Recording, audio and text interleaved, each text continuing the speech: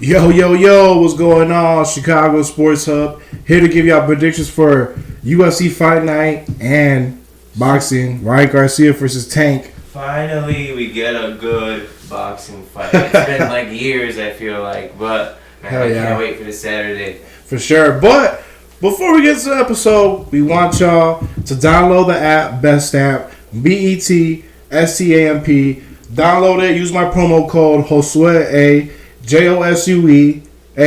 This app, man, is very helpful and useful. It shows you all the percentages for fucking how much money's on the fighters, how much money's on the fucking games, etc. It gives you track your winning and losing record for bets. And it also shows you the best odds across all sportsbook. Download the app, Best Stamp. Use my promo code. It's very helpful and useful. And we appreciate y'all, Best Stamp. Much love. Sure. Yes, sir. Let's get into it, man. Sergey Pavlovich versus Curtis Blydes, man. UFC Fight Night. This is so tough for me, Sway. I see this fight going two ways. Yep, two ways, bro. Blydes with 10 takedowns and dominant on the ground, almost said Spivak. Pavlovich catching him like Derek Lewis did, man. Yeah, man. Let's talk about these fighters a little bit, dog. Sergey Pavlovich, he's 17-1, 30 years old. He's fucking 5-0 his past 5 fights and shit. All his wins since 2019 are first round knockouts.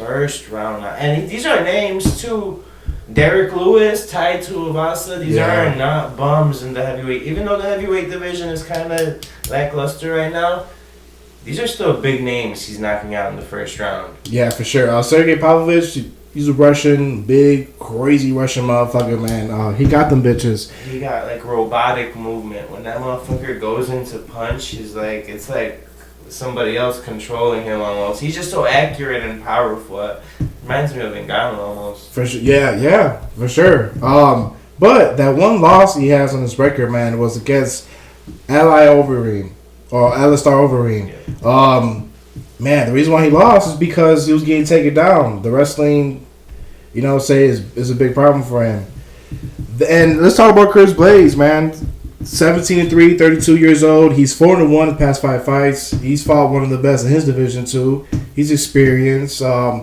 And like I was saying earlier with the wrestling, Curtis Blydes has the wrestling. You know what I'm saying? He could stop Sergey and fucking get the win just by getting the right takedowns and don't get caught. Other than John Jones, I think he's got the best wrestling in the heavyweight division. Yeah. And it's probably not even close. He averages per 15 minutes 6.3 takedowns. That means he's averaging every 3 rounds 6 takedowns on the heavyweights. It's not an easy thing to do, No, definitely not. And man, if Curtis Blydes wants to win this fight, man, he's gonna have to get those takedowns, do some wrestling, you know what I'm saying, and get the win. Because if he stands up with Sergey for too long, he might get caught. Because we've seen it before. Curtis Blydes, his losses are against these powerful punchers, bro. Derek Lewis and Francis Ngannou. Twice, yeah. So, it's tough for me, man, to decide. I'm going to go with Curtis Blydes, man. Chicago, you know what I'm saying? Might as well any money line. He has to get the win. I hope he learned his fucking lesson with Derek Lewis and Francis. He has to be careful with those punches. What you think, Bart? Man, I think Curtis Blydes as well, but he's got to be so smart with the game plan. He's kind of got to follow Merab against Peter Yan. I think just pace, just weaponize the pace. Keep going after takedown. Even if you're not getting them, eventually you will. Like Merab, he only got 8 out of 49 attempts. Mm-hmm. That's not a great percentage, but he still controlled the fight by going for so many of those takedowns. I'm not gonna lie though, Blydes' jab has improved so much since I've seen his first fight. I feel like every fight he's been improving. I feel like he was on his way to a win against Derek Lewis too if he didn't get caught with the uppercut. Yeah. He's just got that one blemish on this record with Derek Lewis. And man, other than that, he's been pretty fucking dominant, bro. Especially in the heavyweight division. I think the smart pick here is to go with Blydes because we really haven't seen too much of what Pavlovich can do against a grappler like Blydes. Exactly, and I was go on to what you were saying. We haven't seen how Sergey reacts when people try, take him down and shit. Like, is he actually good with a takedown defense? Is he not good? And we also haven't seen him get past the first round. You feel me? So let's see, because this is a 5-round fight. His last time going 5 rounds was in 2017, and this was in not in the UFC. This was in a different overseas MMA promotion. So he has done it before. I doubt it though. But I do not see this fight going over 2.5 rounds. At least, I honestly think Curtis Blydes gets him on the ground and grounds and pounds, or Pavlovich catches him when he's going in. Yeah, man. This is so tough to pick, and it's so hard too because I thought Pavlovich would have been the slight favorite after finishing Derek Lewis, Tai Tuivasa, Chris Daukaus in the first round.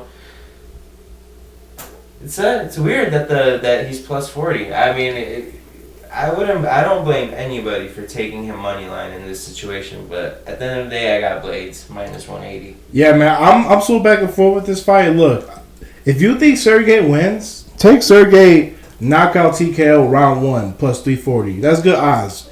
All his wins are first round knockouts, so why not go after it if you think he's gonna win? Yeah. Or if the straight up money line is a good profit, 2 plus 140. There's good odds on that, but we're going with Curtis Blydes, man. Experienced fighter, better wrestler. You just gotta be careful.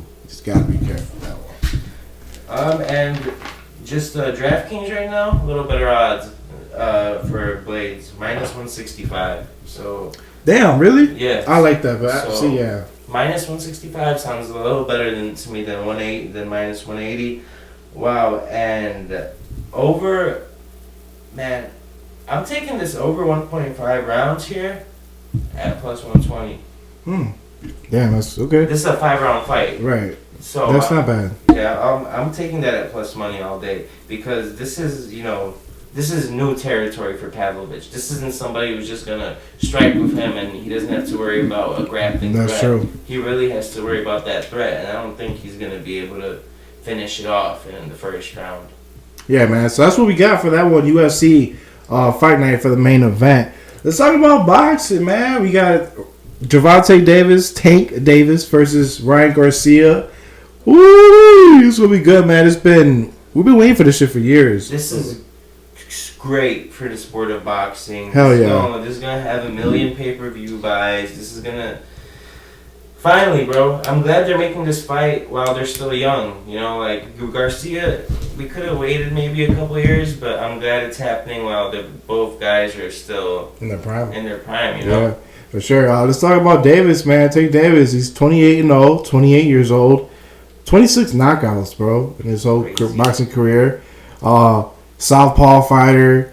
He's 5'5". Ryan Garcia, he's 23-0, 19 knockouts. He's 5'10". He's a little taller. I'm like, damn. He's an orthodox fighter, boxer and shit. Davis, he's the favorite, minus 290. Ryan Garcia, he's plus 215 money line. He's the underdog in this fight. Listen, man. I'm going back and forth. This fight too, I'm going back and forth. Like, damn, I can't really fucking decide. But listen, man. I always go with the fighter who's not talking crazy. Ryan Garcia, all you're talking about, I'm gonna knock you out in the first round. All I need is a left hook. I don't know, man. Like, when people talk like that, I always go against them, bro. And don't get me wrong, Ryan Garcia is a really good fighter.